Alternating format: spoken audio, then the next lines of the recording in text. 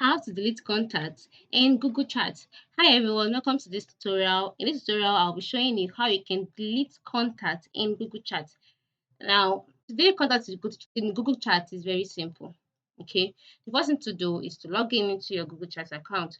Once you're logged into your Google Chat account, either via the app or the web, next thing to do is move over to the right side of the screen. By the right side of the screen, locate contacts here. You just click on it. Then once you click on it, your contacts will be displayed.